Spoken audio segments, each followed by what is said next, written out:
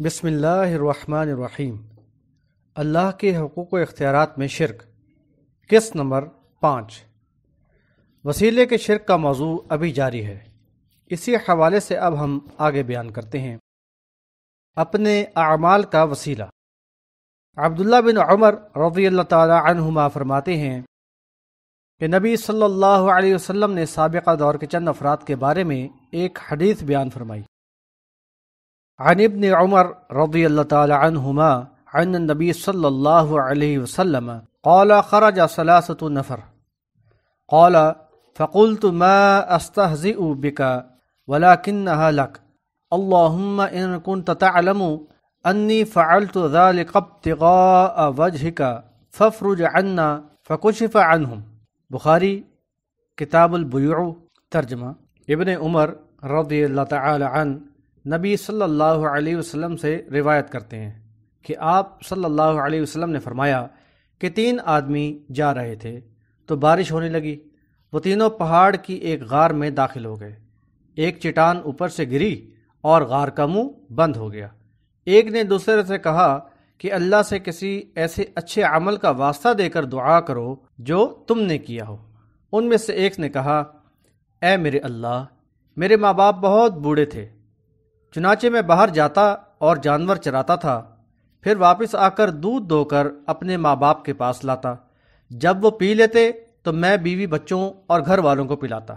ایک رات مجھے دیر ہو گئی، میں آیا تو دونوں سو گئے تھے۔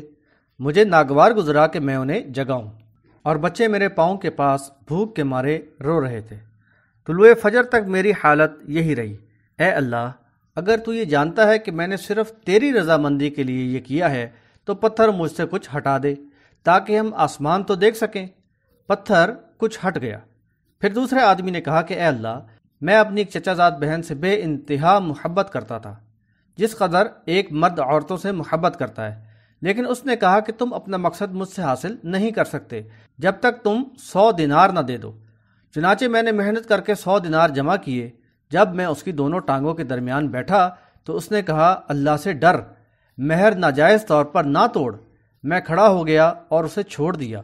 اے اللہ، اگر تو جانتا ہے کہ میں نے صرف تیری رضامندی کے لیے ایسا کیا تو اس پتھر کو کچھ ہٹا دے۔ وہ پتھر 2/3 ہٹ گیا۔ پھر تیسرے آدمی نے کہا کہ یا اللہ، میں نے ایک مزدور 1 فرق جوار کے عوض کام پر لگایا۔ جب میں اسے دینے لگا تو اس نے لینے سے انکار کر دیا۔ میں نے اس جوار کو کھیت میں بو دیا، یہاں تک کہ میں نے اس سے گائے، بیل اور چرواہا خریدا۔ پھر وہ شخص آیا اور کہا، اے اللہ کے بندے، تو مجھے میرا حق دے دے۔ میں نے کہا، ان گایوں، بیلوں اور چرواہے کے پاس جا اور انہیں لے لے، یہ تیرے ہیں۔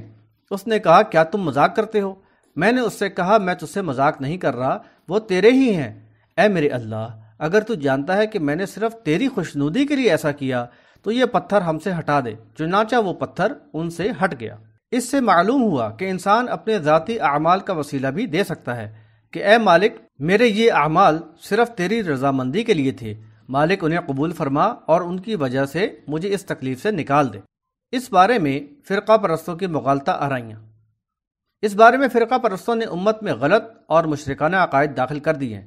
سب سے پہلے تو قرآن مجید کی ایک آیت پیش کر کے اس سے مردوں کو وسیلہ بنانے کا عقیدہ دیا جاتا ہے، لہذا سب سے پہلے سورۃ المائدہ آیت نمبر 35 کو سمجھیں۔ اعوذ باللہ من الشیطان الرجیم، یا ایہا الذین آمنوا اتقوا اللہ وابتغوا الیہ الوسیلۃ وجاہدوا فی سبیلہ لعلکم تفلحون۔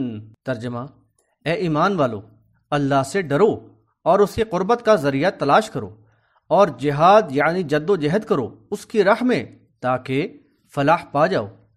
فرقہ پرست یہاں لوگوں کو دھوکہ دیتے ہیں اور عربی لفظ وسیلہ کا اردو ترجمہ نہیں کرتے۔ اس سے لوگ دھوکہ کھا جاتے ہیں کہ اللہ تعالیٰ نے خود ہی اللہ کی طرف وسیلہ بمعنی ذریعہ پکڑنے کا حکم دیا ہے۔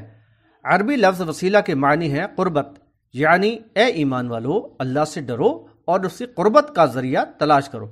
مزید اسی آیت میں اللہ کی قربت کا ذریعہ بھی بتا دیا گیا کہ وَجَاهِدُوا فِي سَبِيلِهِ، اللہ کی راہ میں جد و جہد کرو، یعنی اپنی جان، اپنا مال، وقت، جسم اللہ کی راہ میں لگاؤ۔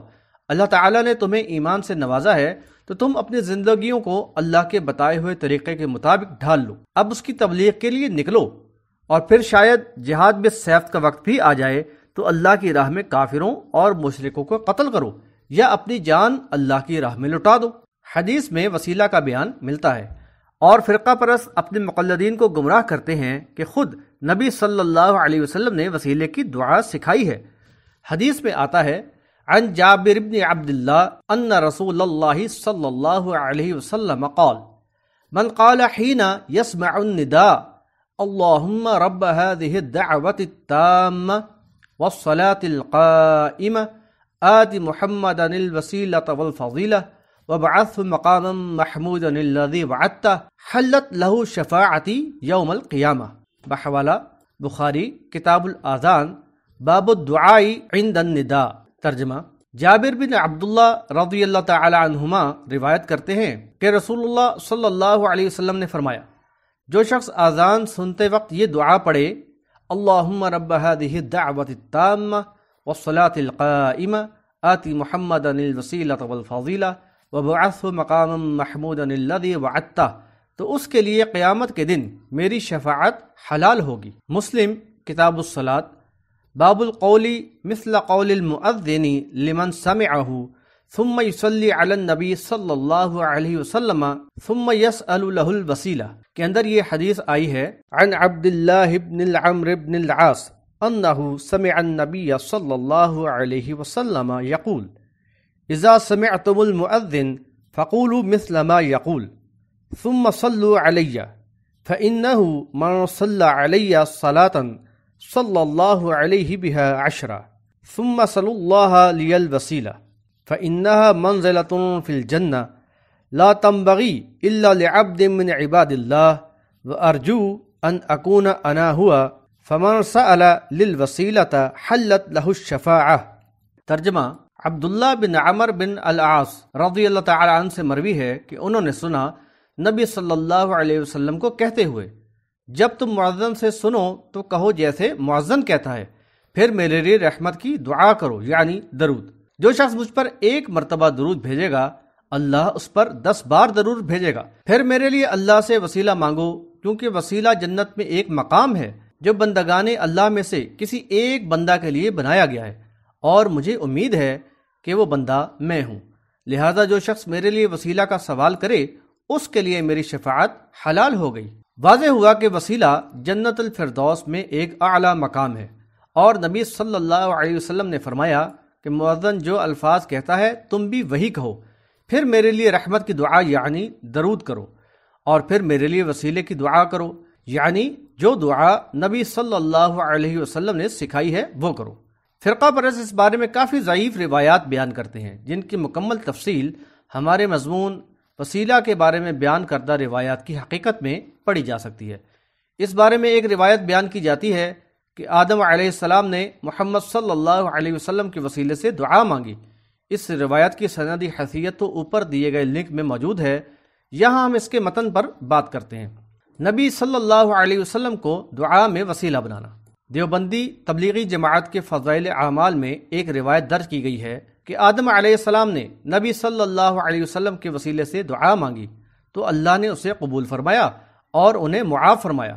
اس بارے میں بیان کردہ مختلف روایات کا خلاصہ یہ ہے، آدم علیہ السلام سے جو گناہ ہوا اس کی سزا کی پاداش میں انہیں جنت سے نکال کر زمین پر بھیجا گیا۔ وہ اس زمین پر روتے رہے اور اللہ تعالیٰ سے اس گناہ کی معافی مانگتے رہے۔ آخر کار جب نبی صلی اللہ علیہ وسلم کے وسیلے سے دعا مانگی تو اللہ تعالیٰ نے انہیں معاف کر دیا۔ بقول ان لوگوں کے آدم علیہ السلام نے اللہ تعالیٰ سے دعا کی، اس کے الفاظ یہ تھے، میں محمد صلی اللہ علیہ وسلم کے وسیلے سے تجھ سے مغفرت کا خواستگار ہوں۔ اللہ تعالیٰ نے پوچھا، اے آدم علیہ السلام، تم محمد صلی اللہ علیہ وسلم کے متعلق کیسے جانتے ہو، حالانکہ میں نے تو اسے ابھی پیدا ہی نہیں کیا؟ عرض کیا، اے اللہ، جب تو نے مجھے اپنے ہاتھ سے پیدا کیا اور مجھ میں روح پھونکی تو میں نے اپنا سر اٹھایا اور عرش کے پایوں پر لکھا ہوا دیکھا تھا، لا الہ الا اللہ محمد الرسول اللہ، تو میں سمجھ گیا کہ جس کو تو نے اپنے نام کے ساتھ ملا رکھا ہے کائنات میں اس سے برتر کوئی نہیں ہو سکتا۔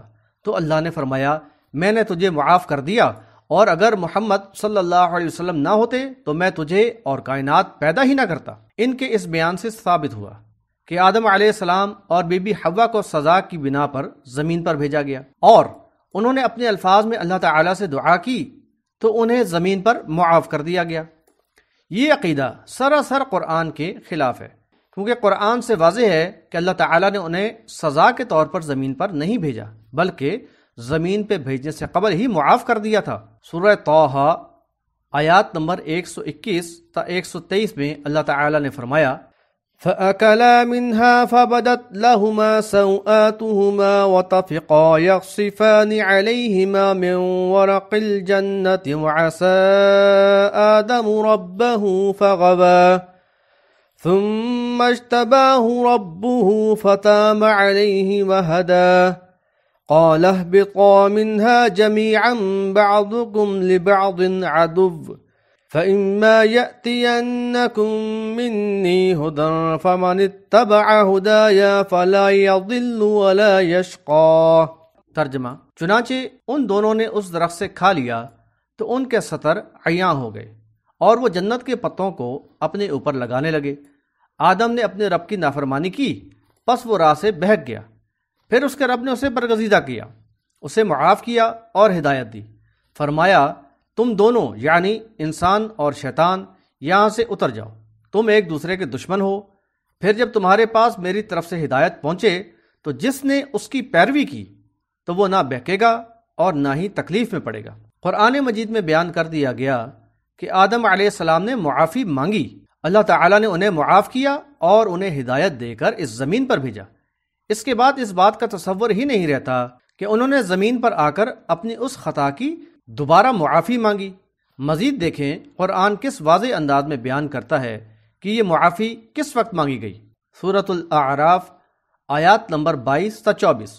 فَضَلَّهُمَا بِغُرُورٍ فَلَمَّا ذَاقَا الشَّجَرَةَ بَدَتْ لَهُمَا سَوْآتُهُمَا وَطَفِقَا يَخْصِفَانِ عَلَيْهِمَا مِنْ وَرَقِ الْجَنَّةِ وَنَادَاهُمَا رَبُّهُمَا أَلَمْ أَنْهَكُمَا عَنْ تِلْكُمَا الشَّجَرَةِ وَأَقُلْ لَكُمَا إِنَّ الشَّيْطَانَ لَكُمَا عَدُوٌّ مُّبِينٌ قَالَ رَبَّنَا ظَلَمْنَا أَنفُسَنَا وَإِن لَّمْ تَغْفِرْ لَنَا وَتَرْحَمْنَا لَنَكُونَنَّ مِنَ الْخَاسِرِينَ قَالَ اهْبِطُوا بَعْضُكُمْ لِبَعْضٍ عَدُوٌّ وَلَكُمْ فِي الْأَرْضِ مُسْتَقَرٌّ وَمَتَاعٌ إِلَىٰ حِينٍ۔ ترجمہ: پھر شیطان نے ان دونوں کو دھوکے سے اپنی طرف مائل کر لیا، بس جب انہوں نے اس درخت کو چکھا تو شرمگاہیں ایک دوسرے کے سامنے کھل گئیں اور وہ اپنے اوپر جنت کے پتے ڈھانپنے لگے۔ تو ان کے رب نے انہیں پکارا اور کہا کیا میں نے تمہیں اس درخت سے منع نہیں کیا تھا اور کہا تھا کہ یہ شیطان تمہارا کھلا دشمن ہے؟ دونوں نے کہا اے ہمارے رب، ہم دونوں نے اپنے اوپر ظلم کیا، اگر تو ہمیں معاف نہیں کرے گا اور ہم پر رحم نہیں کرے گا تو یقیناً ہم زبردست نقصان اٹھانے والوں میں سے ہو جائیں گے۔ اللہ تعالیٰ نے کہا نکل جاؤ، تم انسان و شیطان ایک دوسرے کے دشمن ہو اور تمہارے لیے ایک خاص وقت تک کے لیے زمین پر ٹھہرنا اور فائدہ اٹھانا ہے۔ واضح ہوا کہ یہ معافی اسی وقت مانگی گئی تھی کہ جب یہ خطا سرزد ہوئی تھی۔ معافی قبول کرنے کے بعد انہیں زمین پر بھیجا گیا۔ قرآن میں مزید بیان کیا گیا ہے، سورۃ البقرہ آیات نمبر 35 تا 39۔ وَقُلْنَا يَا آدَمُ اسْكُنْ أَنْتَ وَزَوْجُكَ الْجَنَّةَ وَكُلَا مِنْهَا رَغَدًا حَيْثُ شِئْتُمَا وَلَا تَقْرَبَا هَٰذِهِ الشَّجَرَةَ فَتَكُونَا مِنَ الظَّالِمِينَ فَأَزَلَّهُمَا الشَّيْطَانُ عَنْهَا فَأَخْرَجَهُمَا مِمَّا كَانَا فِيهِ وَقُلْنَا اهْبِطُوا بَعْضُكُمْ لِبَعْضٍ عَدُوٌّ وَلَكُمْ فِي الْأَرْضِ مُسْتَقَرٌّ وَمَتَاعٌ إِلَىٰ حِينٍ فَتَلَقَّىٰ آدَمُ مِن رَّبِّهِ كَلِمَاتٍ فَتَابَ عَلَيْهِ إِنَّهُ هُوَ التَّوَّابُ الرَّحِيمُ قُلْنَا اهْبِطُوا مِنْهَا جَمِيعًا فَإِمَّا يَأْتِيَنَّكُم مِّنِّي هُدًى فَمَن تَبِعَ هُدَايَ فَلَا خَوْفٌ عَلَيْهِمْ وَلَا هُمْ يَحْزَنُونَ والذین کفروا وکذبوا بآیاتنا اولئک اصحاب النار ہم فیہا خالدون۔ اور ہم نے کہا اے آدم تم اور تمہاری بیوی جنت میں رہو اور جہاں سے جو چاہے کھاؤ، مگر اس درخت کے قریب بھی نہ جانا ورنہ تم ظالموں میں سے ہو جاؤ گے۔ لیکن شیطان نے انہیں بہکا کر وہاں سے نکلوا دیا جہاں وہ تھے۔ ہم نے کہا تم دونوں نکل جاؤ، تم ایک دوسرے کے دشمن ہو اور ایک خاص مدت تک تمہارے لیے زمین پر ٹھہرنا اور فائدہ اٹھانا ہے۔ آدم نے اپنے رب سے کچھ کلمات سیکھ لیے اور توبہ و استغفار کی تو اللہ تعالیٰ نے ان کی توبہ قبول فرما لی۔ بے شک وہ بہت زیادہ توبہ قبول کرنے والا اور رحم فرمانے والا ہے۔